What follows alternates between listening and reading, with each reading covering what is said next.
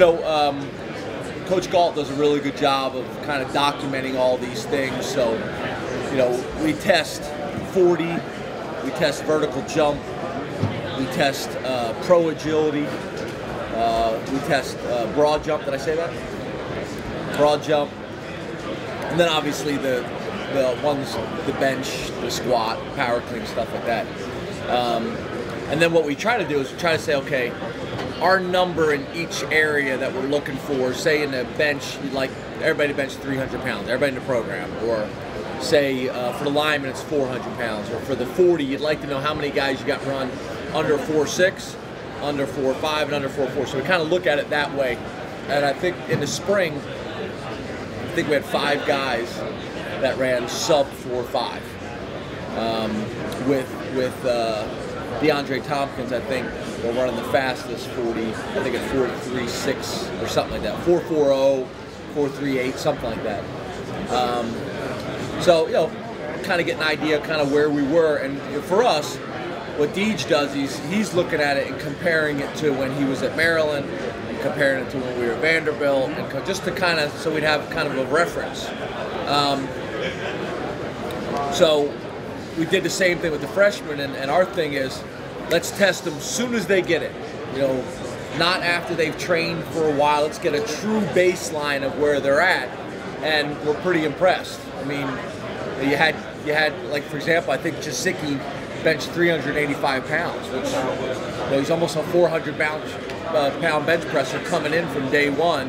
And then, like I said, we went from 5 guys that ran under that time to 11, with no training and nothing else. And I even think if we would go back and test our current roster, some guys have improved. Guys went from high 300 to 400 in the bench press. Guys went from maybe low 4.5 to high 4.4, with training and things like that. So, that's just with the infusion of the freshman class. How does that compare to freshman classes at Vanderbilt and Maryland?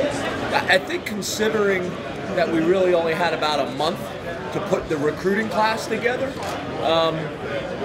really, really well. I know Coach Gall, working with him, is excited, and they're talking to the rest of the team. They're really excited. But the only comparison that really matters is when we start working with them in practice and do they play fast.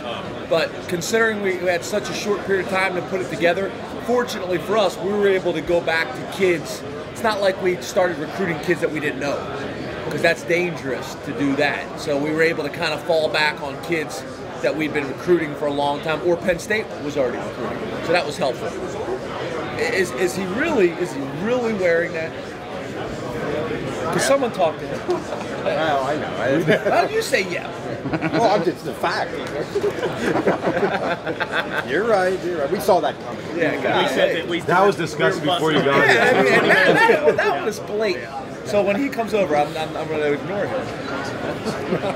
How important is overall team speed, and beyond just that top end speed? Do you think that you've seen improvements in that other range of the linebackers? Yeah, kind of no doubt.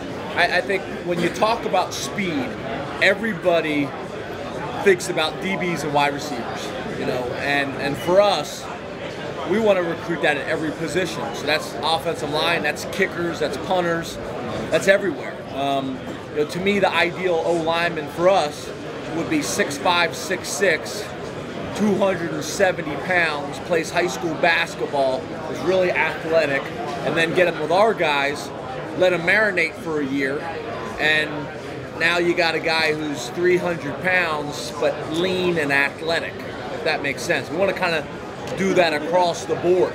You love for even your specials, your punter and kicker, to be able to run, so now you're able to do some fakes, and you have athletes across the board. So I think we've done some nice things there.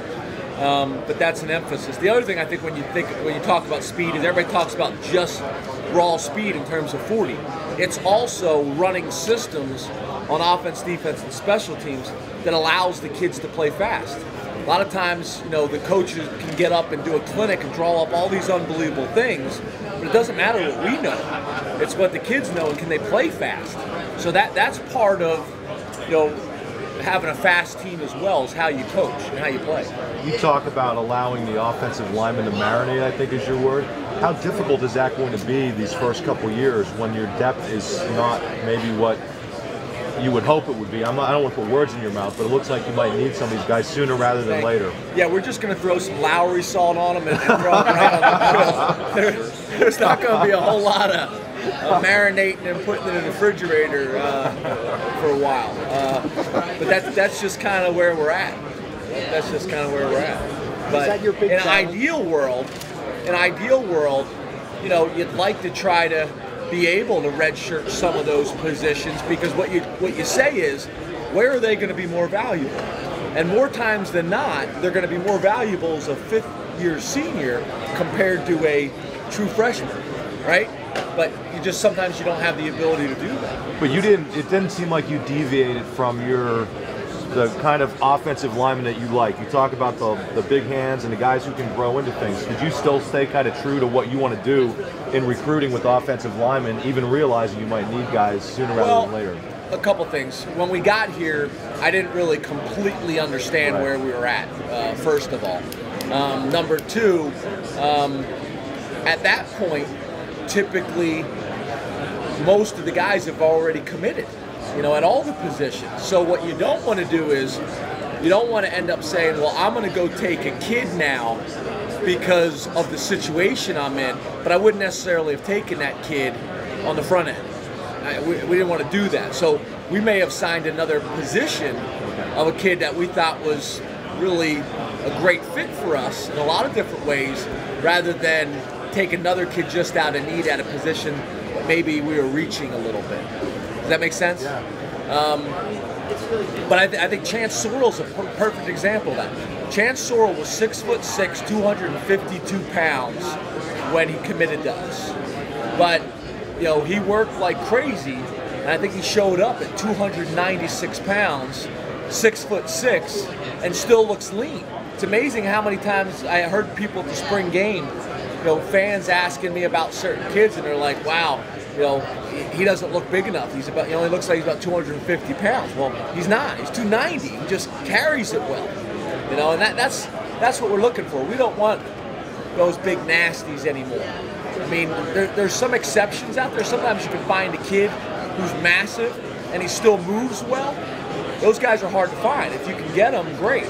But I'd rather get them with Coach Galt for a year and a half and create that, you know, because a lot of times kids in high school, they put on weight for weight's sake. You know, I want to be 300 pounds, but they're 27% body fat, you know, so we're not looking for that. Is that Jasicki's future then on the offensive line? Jasicki? Yeah, for Mark Jasicki. Why would Jasicki play off? Just with the basketball and the long and the... No. Because Jasicki was like 235 pounds, 240. He couldn't add that kind of weight. No, he could, but I don't know if he could ever get that big. But he's got everything you're looking for a tight end. I mean, when I say basketball player, I'm not talking about Army All-American basketball player, which is what he was. Right. You know, we're talking about guys that, you know, go out and compete and move well for a guy who's 275 pounds. Jasicki's everything that we're looking for a tight end. He's got the length, he's got the strength, he's got the athleticism. You know, his issue is he's never blocked. You know, and that's what you're finding a little bit more of nowadays is some of the most talented high school tight ends aren't playing tight end. You know, their high school coaches are running the spread or whatever it may be, and they're using them as wideouts. So trying to get those guys, kind of like Brenneman had never put his hand in the ground. Either had Jasicki. I mean, you know, it's kind of a strange thing for them. So the good thing is he has the raw strength coming in as a freshman, benching 385 pounds, that he's going to have a chance to compete against some of these DNs in this league. great comment yesterday about making this fun for yourself and everybody. Is it more fun if you do develop a rivalry with Rutgers for the fans and the players? If that actually becomes a nasty thing between those two schools? I don't associate fun with nasty. Maybe you do. Interesting. It'll be more. Yeah, interesting. Colorful, Yeah, it helps write articles and all that kind of stuff. But Stokes fan interest as well, players. yeah, I think that's going to happen anyway, just because from a geographic perspective, that's another game that's going to be easy for people to travel to. So I don't think it has to be that way. I think, like a lot of things, there's going to be things that are going to be interpreted or misinterpreted, that people want that because it's kind of fun and exciting. That's not the world I want to live in. I want to be able to be friends with these guys. I want to be able to be friends with the media, but also know that you guys have to do your job, and then I'm going to end up competing with these guys on Saturdays, and it's going to be heated on game day. But it doesn't need to be like that the other 365 days a year, in my opinion. James, what's game day like for you? You said you're a big preparation guy, and the hay's in the barn for you and the staff. But a game day Saturday, the alarm goes off. Like, what's a typical game day like for you, your routine, and even on the field without giving too much away? What do you like? Well, I stay at the hotel with the team. Some coaches, see their family. It's a good night to see their family. I stay at the hotel with my team because I don't want all those distractions. Get up and do our normal routine, whether it's breakfast or walkthroughs or meetings or whatever it may be that day, depending on if it's a early afternoon or night game, obviously. But I'm pretty, on game day, I'm pretty relaxed. I really am. Pretty confident because I know we've done everything we possibly can for the game. Now on the sideline, I'm not stoic. I think you guys know that. I'm not stoic. I'm going to scream and I'm going to yell and I'm going to go crazy and I'm going to high five and I'm going to those things. But it's not out of stress or anxiety. It's excitement. It's just kind of, to me, on Saturday, I want to go watch them play. We've all worked so hard. I want to go watch them play. There's a little bit more to it, obviously. It's not like I'm just sitting there with a bucket of popcorn and a soda. But I want to go watch them play. I want to see them be successful because I know how hard they've worked, how much they put into it. Go out and have fun. Have you considered still to have John Donovan call as an offense? Yep. Yeah, I'll make suggestions. I'll be very involved in the game planning during the week, and I'll make suggestions during the game. Because what happens is he's up in the booth, which I think is the best place to call a game. But sometimes he gets separated from the emotion and what's going on the sideline, or the body language of the players, or what they may need, or what they may need to hear. So I can provide that down on the sideline and kind of connect the gap, if that makes sense. Will Bob be upstairs? Yeah, Bob will be upstairs as well. Typically, Bob and John will be upstairs with graduate assistants and people like that, charting the information, because what you're really doing is you study tendencies. So you go into the game and early on you're trying to find out, are they who we thought they were, which most people are. You have tendencies for a reason because you're usually good at something. I mean, tendencies are a good thing. Everybody talks about breaking tendencies. Well, you have a tendency because you're good at something. So what you're trying to find out is the defense, is the offense, is the special teams what we planned on them being based on our studies. And sometimes people go above and beyond to go out of their way to be something different. That's kind of their style. Some people are going to stick to the routine. They're going to pick one game a year where they're going to be completely different. And you got to figure that out as quickly as you possibly can. So that's really what they're trying to do. Bankins? I'm sorry, Huff. Yeah, he'll be on the sideline. Yep. But he'll have somebody up in the booth that he can communicate. There's just so many different things to do from a substitution standpoint and a communication standpoint. The special teams guy normally is on the sideline. The fact that your staff has all been together for a while, how much does that help communication, that you guys pretty much all know what each other's thinking during the game?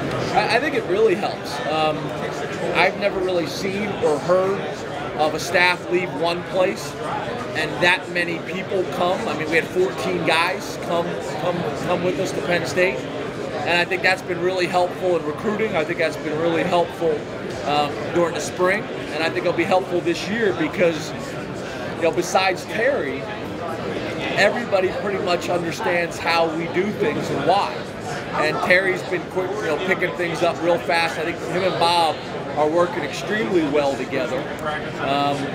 So I think that's real helpful. We'll catch up.